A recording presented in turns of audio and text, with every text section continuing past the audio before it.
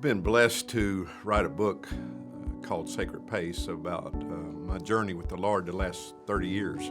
It started with my burnout and in my mid-30s, and I was running a business, and I was a deal junkie, I was a people pleaser, I was an overachiever, I wasn't a very good leader, I wasn't particularly a very good father or husband, and then I burned out.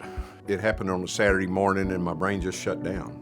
It just completely shut down. So I went to the bedroom and cried and finally got on my knees and told the Lord, please take control of my life because clearly I had messed it up. I thought I was a Christian. I prayed. I was a deacon. I had been tithing, and I was getting ready to be installed as an elder, but I found out I wasn't through that crisis. I found out that I wanted to be Lord, and I wanted Him to be my Santa Claus.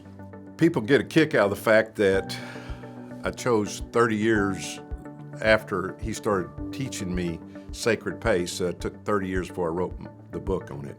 And because I never really planned on writing a book, I was a Christian, a businessman, a father, a husband. I like to mentor men and disciple men, but I never had a plan to write a book. But He just started sharing the process and the 4 steps with my friends and family, and they just kept saying they thought I should write a book, and I kept ignoring their opinions and thoughts for quite a few years. And finally, I felt called by the Lord to share.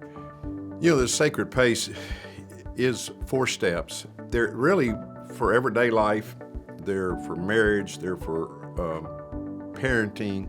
They're clearly for business. I use them in business.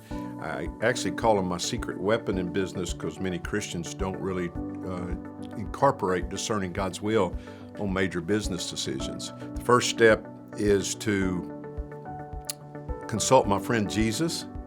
The second one is to gather facts, which comes in a lot of different forms, including the Bible as the truth. And then third one is seeking and watching for all circumstances. So they're from the Lord, so you might as well watch and see what He has in store for you on the ones that are pertinent to your decision. And the fourth one is getting neutral, as I coined that phrase. Dying to self is one way to say it, just wanting His will more than yours. There was a great missionary in the 1800s named George Mueller, and he had a great discernment process also with the Lord, and he said 90% of the problem is resolved when you want the Lord's will more than your own. So the process of keeping praying and getting to where you actually want His will more than yours is the key to this. And before I was a Christian, and then my crisis of my burnout and all that, and what He's done to me and through me and taught me over these 30 plus years is nothing short of a miracle. And I just want to share those with y'all.